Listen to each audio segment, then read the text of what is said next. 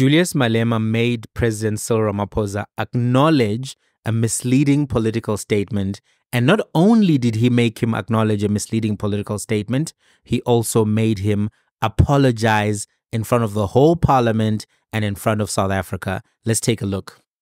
Question number 5 has been asked by the Honourable Malema. The question is about a promise to build houses in Alexandra. Thank you, Honourable Deputy Speaker. In April 2019, I spoke to the residents of Alexandra about the challenges that they faced. I made reference to a program for the whole of South Africa to build 1 million houses.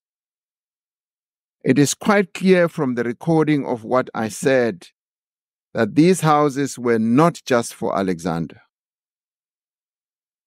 There is simply not enough space in Alexandra to be able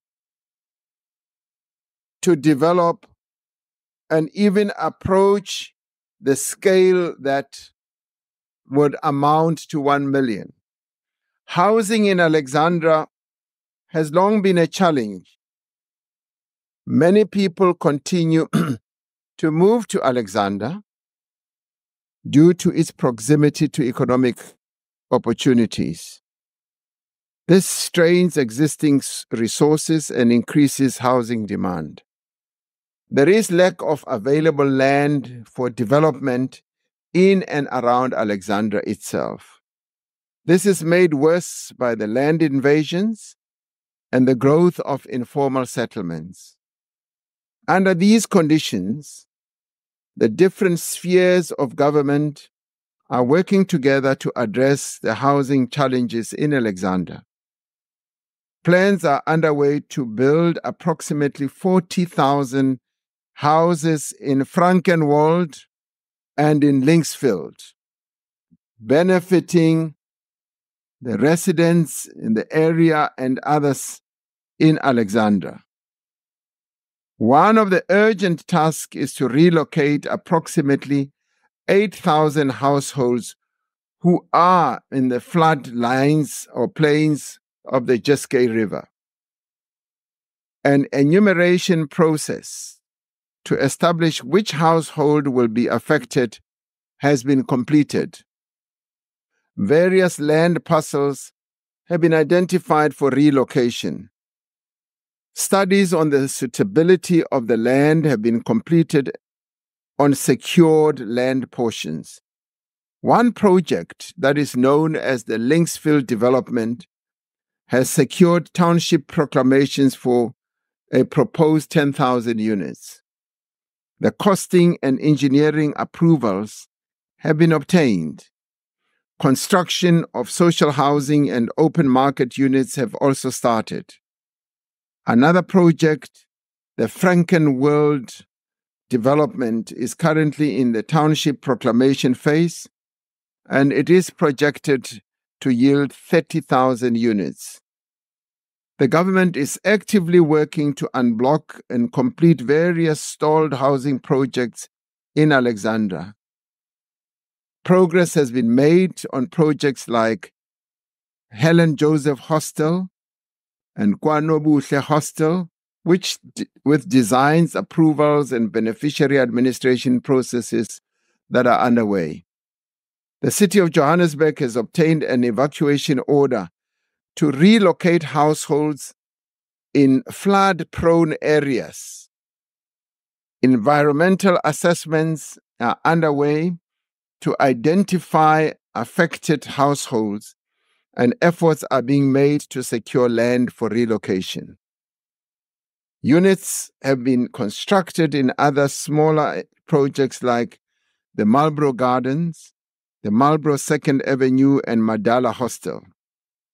The specific challenges in Alexandra create a complex environment for housing development.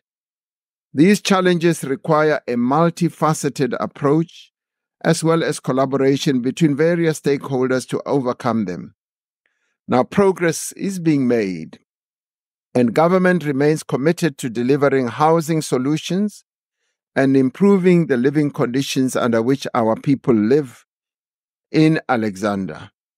I thank you, Honorable Deputy Speaker.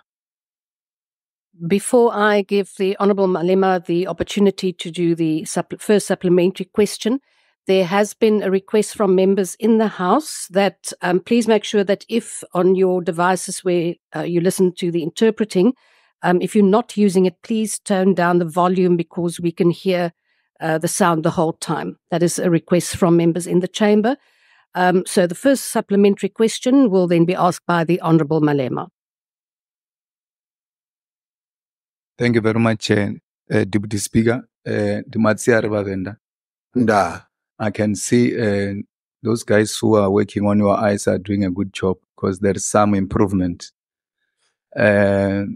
President, it is leadership to admit when you have made a mistake. You can't come here and say you never promised the people of Alexandra 1 million houses. You said so. You said you are going to build 1 million houses for the people of Alexandra. And knowing you being a legally trained person, like you said, you are not an illiterate who just speaks without knowing what he's speaking about. And being a president, before you take a stage, your back office would have given you the necessary information which is relevant to this place where you are. So it is important that today you admit that you made a mistake because those people are dying. Some of them stayed at Straitler. And as a result, that land is not for human settlement. And when you created that impression, a lot of expectation was made. We're dealing with human beings here who've got feelings. And when a president speaks, they've got their expectation, high because they know it's not a lesser authority speaking. Our fighter was killed, Moshe Mphatlele, in Alexandra, fighting for people to occupy the containers, rightful people to occupy the containers. Because of that daily struggle of housing in Alex, now we have lost our honorary commissar during the battle for occupation of these containers. In his honor, and in the honor of the poorest, people who are sleeping with the rats, people who are staying in places where there is no proper sanitation and water, in their honor, I think it is a correct thing to say, I'm sorry, I've made a miscalculation, and I said 1 million houses instead of 40,000 houses. Because to say you have not said it, you are now becoming a professional politician who can just say this today and turn against it tomorrow, and it's business as usual. So, Honourable Malema, you have to conclude. With the little numbers that you have now, maybe this will help you to regain some confidence in Alexandra. Thank you. The Honourable the President.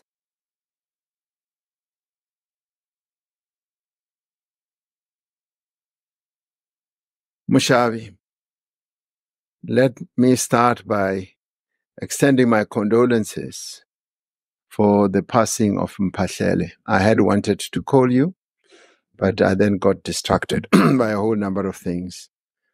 I felt very sad when that incident happened because Mphatlele was an important leader in your party. So my condolences. In addressing precisely the point that you're making, we took care to go back to that recording and listened to it.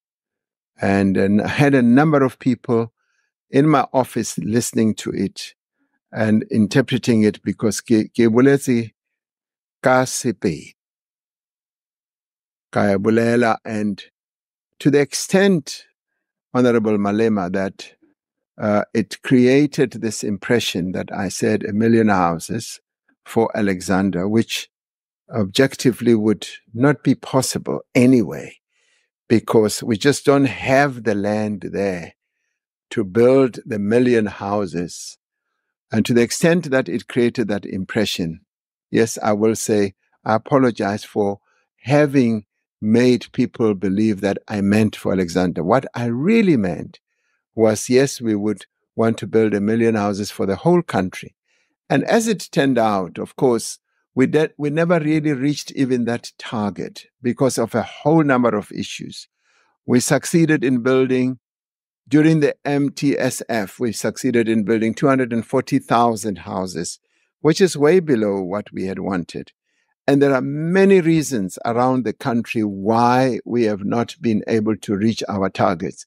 And these are things that we do need to correct, because in some cases there's been underspending. Money has been laid out, and the entities that are supposed to build those houses often do not do so, and the money is returned.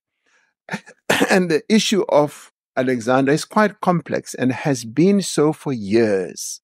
And we've had a number of initiatives that were put in place, but I do believe that Honorable Malema, with some of the initiatives that I've spoken about, we will be able to make progress.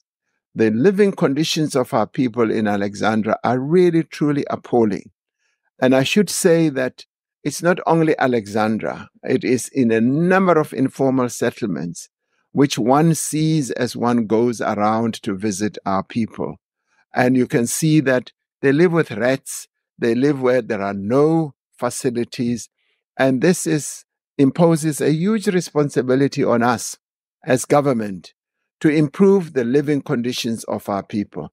This is precisely what we are committed to doing as the 7th administration, and we will work day in and day out to make sure that we give our people living conditions that are conducive to the living of human beings. So we will be focusing on that.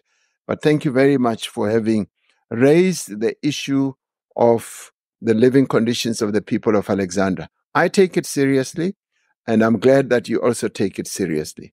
Thank you very much indeed. Wow. Wow. What a powerful moment of accountability.